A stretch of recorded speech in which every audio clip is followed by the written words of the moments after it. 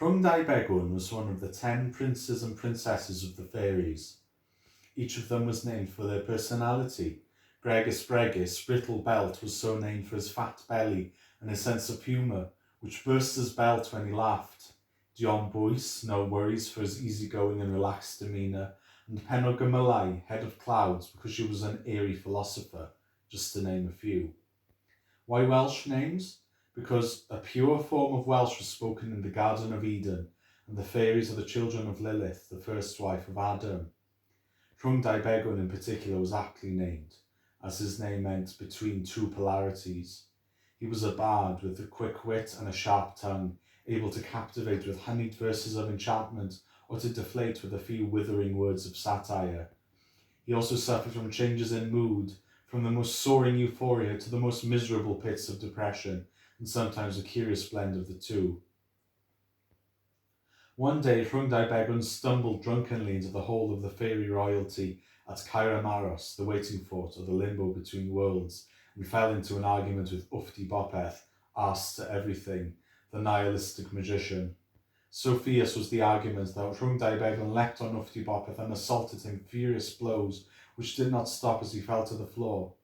The fairy royalty restrained and accosted him.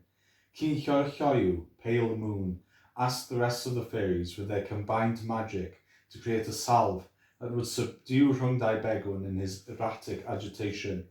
The rest of the fairies complied, and with their combined sorceries produced a magic cactus whose spikes contained a potent serum. Whosoever was pricked in the arse with the spike of the cactus, it had to be the arse for some reason, would be sedated. And so they collectively pinned Rhwng Dau Begwn down and pricked him in the arse with the cactus. Rhwng Dau Begwn soon calmed down and turned to his family and said, "I was not myself, you were right to do what you did." And for a while that was the end of that. However, one day Rhwng Dau Begwn came into the hall of Caer Maros and was again in a foul mood, frighteningly animated yet utterly despairing. He began hitting himself on the head and screaming and tearing out his hair. The royalty wasted no time in restraining him again, pinning him to the floor and pricking him in the arse with the cactus. After a while, a calmer Rhwng Dau Begwn turned to them and said, "I was not myself. It might have been right to do what you did." As is common in many of these stories, there came a third time for Rhwng Dau Begwn to be in one of his furious moods.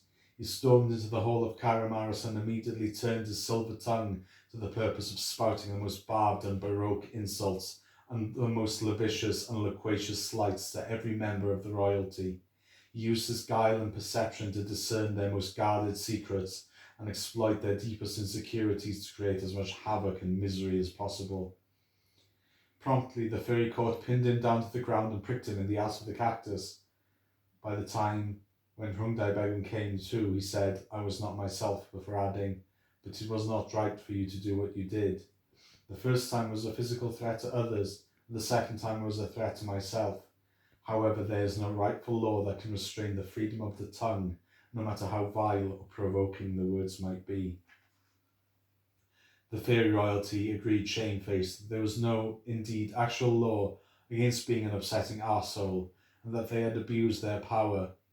There is a happy ending, however, as Rhwng Dau Begwn agreed to take a small dose of cactus serum on a monthly basis to curtail his mood, and from there on there was an understanding between him and the rest of the royalty.